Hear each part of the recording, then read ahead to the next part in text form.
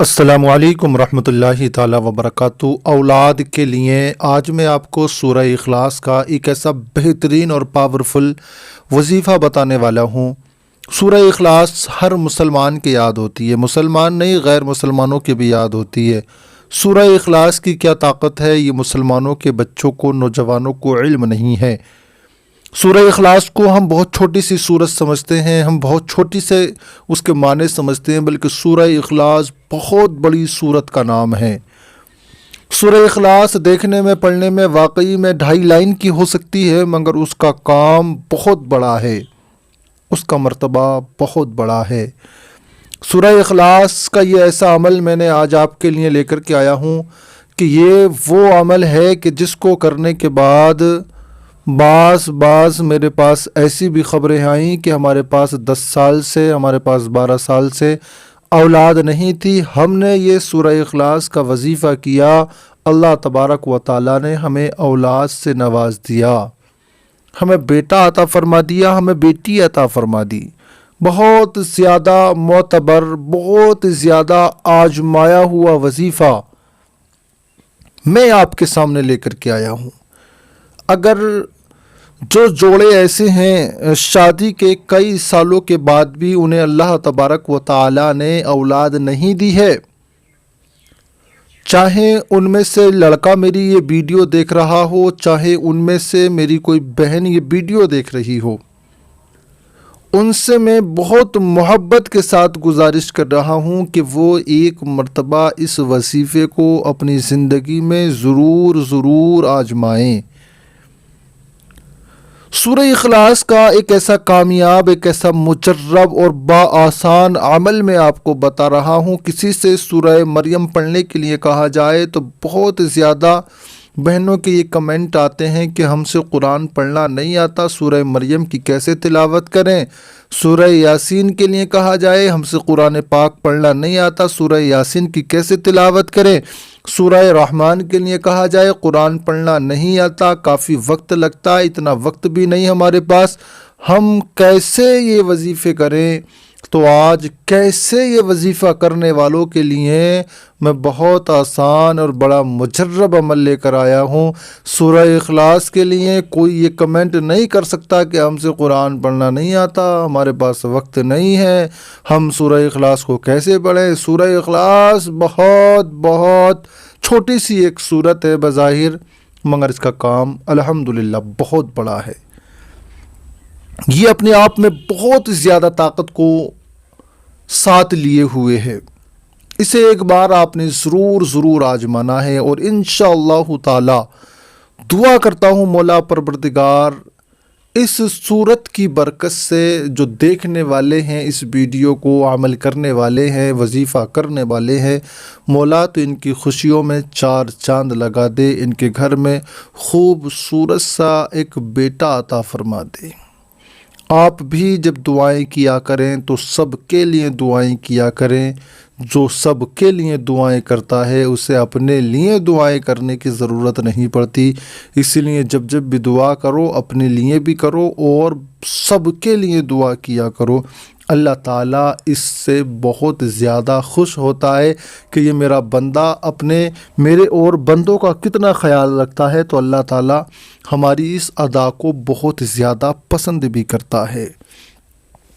سورہ اخلاص کا میں عمل بتا رہا ہوں، آپ نے باغور اس وظیفے کو سن لینا ہے، سماعت کر لینا ہے، اور آج ہی سے اس عمل کو آپ نے ضرور شروع کر دینا ہے۔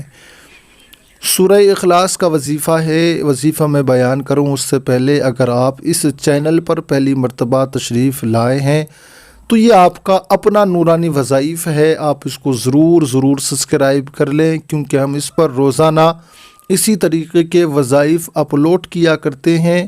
ہر طرح کے اس پر آپ کو وظائف مل جائیں گے، ویڈیو مل جائیں گی۔ اگر آپ کو کسی بھی دعا کی یا کسی بھی طریقے کے وظائف کی ضرورت ہو تو ہم سے کمنٹ میں رابطہ کریں، انشاءاللہ تعالی ہماری ٹیم آپ کا جواب بھی دے گی اور آپ کی پریشانی کا حل بھی تلاش کر کے ہم ضرور لے آئیں گے۔ آئیے چلتے ہیں وظیفے کی طرف۔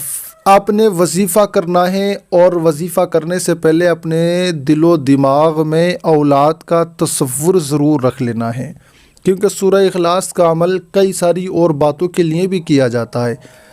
آپ نے کرنا ہے اولاد کے لیے، تو آپ نے اولاد کے بارے میں اپنے دل میں سوچ لینا ہے کہ میں جو یہ وظیفہ کر رہا ہوں وہ نیک صالح فرمانبردار اولاد کے لیے کر رہا ہوں۔ نمبر 1 تو یہ ہوا، کرنے سے پہلے دل کا ارادہ آپ پختہ کر کے مضبوط ارادہ اپنے دل کا کر لیں، ٹھیک۔ اس سے پہلے آپ نے 10 20 50 100 روپے جو بھی آپ کے حسب حیثیت ہو، نہ کہیں سے قرضہ لینا ہے۔ آپ کے گھر کے اخراجات میں کمی ہے تو کوئی ضروری نہیں ہے کہ آپ کو زیادہ رکھنا ہو، بلکہ میں کہتا ہوں آپ نے 10 20 50 100 روپے اپنی حیثیت کے حساب سے صدقے کے کسی نہ کسی غریب کو دے دینے ہیں۔ اور آپ خود ہی اتنے غریب ہیں کہ آپ صدقہ نہیں دے سکتے تو کوئی بات نہیں، آپ اس کام کو نہ کریں۔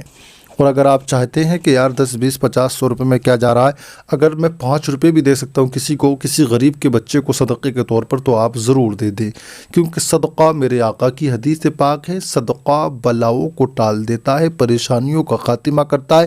تو یہ بھی ایک پریشانی ہے اولاد نہ ہونا، ہمیں طرح طرح کے طعنے سننا، میری بیوی کو طرح طرح کی دشواریوں کا سامنا کرنا، یہ بھی ایک پریشانی ہے۔ تو اس نیت کے ساتھ صدقہ دیں، پروردگار ہمیں اس پریشانی سے نجات عطا فرمائے۔ دوستو، سورہ اخلاص آپ نے اس کو کس وقت میں پڑھنا ہے، کتنا پڑھنا ہے، اس کی تعداد کیا ہوگی؟ سب سے اول تو آپ نے وضو بنا لینا ہے۔ وضو بنانے کے بعد آپ نے فجر کی نماز کو ادا کرنا ہے۔ فجر کی نماز کو ادا کرنے کے بعد میں آپ نے 200 مرتبہ سورہ اخلاص کی تلاوت کرنا ہے۔ دن میں 200 مرتبہ سورہ اخلاص کی تلاوت کرنا ہے۔ اب یہ آپ کی مرضی ہے، آپ فجر بعد پڑھیں، ظہر بعد پڑھیں، عصر بعد پڑھیں، مغرب بعد پڑھیں یا عشاء کے بعد پڑھیں گے، یہ اب آپ کے اوپر ہے۔ جو وقت آپ کو بہتر لگے آپ اس وقت میں پڑھ لیں۔ 3 وقتوں کو چھوڑ کر، طلوع آفتاب کو چھوڑ کر، زوال کے وقت کو چھوڑ کر، غروب آفتاب کو چھوڑ کر، ان 3 وقتوں کو چھوڑ کر آپ کسی بھی وقت میں یہ عمل شروع کر دیں۔ میرے حساب سے بہتر رہے گا آپ 5 وقت کی نمازوں میں سے کسی نہ کسی نماز کے بعد ہی یہ عمل کریں، چاہے نماز عشاء کے بعد کریں یا نماز فجر کے بعد، ظہر عصر یا مغرب کے بعد۔ اور شوہر یا بیوی دونوں میں سے کوئی بھی اس عمل کو کر سکتا ہے، دونوں کریں، ان کی مرضی ہے، ورنہ ایک تو ضرور ہی کر لے، دونوں کریں گے تو اور ہی زیادہ فائدہ ہوگا۔ آپ نے نماز کو پڑھ لینا ہے۔ نماز کو پڑھیں گے آپ، ظاہر سی بات ہے آپ باوضو ہوں گے، نماز پڑھیے، آپ نے نماز پڑھیے۔ نماز پڑھنے کے بعد میں آپ نے اول میں 3 مرتبہ درود پاک پڑھنا ہے۔ درود پاک کون سا پڑھنا ہے؟ درود ابراہیمی جو نماز میں پڑھا جاتا ہے وہ سب سے زیادہ بیسٹ رہے گا، اور اگر کسی وجہ سے وہ آپ کے یاد نہیں ہے تو آپ کوئی اور سا بھی درود پاک پڑھ لیں۔ کوئی سا بھی درود پاک آپ کے یاد نہ ہو تو سب سے چھوٹا درود پاک ہے صلی اللہ تعالی علیہ وسلم، آپ اسی ہی کو پڑھ لیں 3 مرتبہ۔ 3 مرتبہ درود پاک پڑھ لیں۔ اس کے بعد میں آپ نے 200 مرتبہ سورہ اخلاص کو پڑھنا ہے۔ کس طریقے سے؟ ہر بار آپ کو بسم اللہ شریف ملانا ہے۔ کیسے؟ میں ایک بار پڑھ کے بتاتا ہوں آپ کو۔ بسم اللہ الرحمن الرحیم، قل هو اللہ احد اللہ الصمد لم یلد ولم یولد ولم یکن لہ کفوا احد۔ 1 مرتبہ ہو گیا، سانس توڑنا ہے احد پر، بعد میں پھر پڑھنا ہے بسم اللہ الرحمن الرحیم، قل هو اللہ احد اللہ الصمد لم یلد ولم یولد ولم یکن لہ کفوا احد۔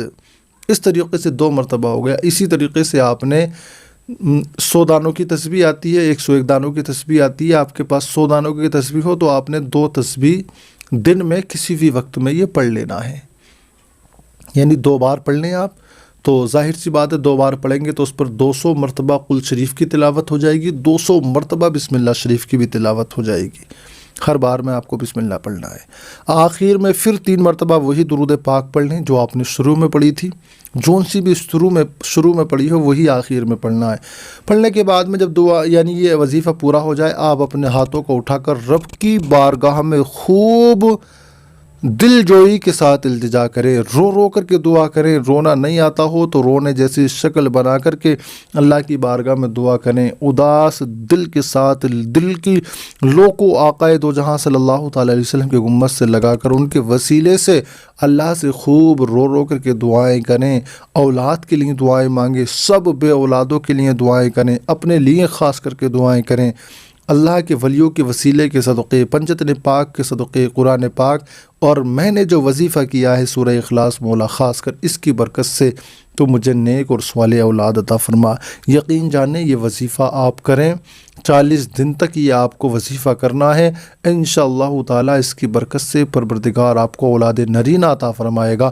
میں دعا کرتا ہوں مولا جو یہ ویڈیو دیکھ رہی ہیں، جو سن رہی ہیں، بے اولاد ہیں، ان کو نیک صالح اولاد سے مالا مال فرمائے، اور باقی تمام لوگوں کو بھی پروردگار اولاد نرینہ عطا فرمائے۔ دوستو ساتھیو، آپ بھی ہمیں اپنی دعاؤں میں یاد رکھیں، ہم بھی آپ کو اپنی دعاؤں میں یاد رکھیں گے۔ انشاءاللہ تعالیٰ پھر لائیں گے ہم آپ کے لیے کوئی نہ کوئی نیا ویڈیو، نیا وظیفہ تلاش کر کے۔ جب تک کے لیے چلتے ہیں، اللہ آپ کو خوش رکھے، اللہ مجھے بھی خوش رکھے۔ پھر ملیں گے، خدا حافظ۔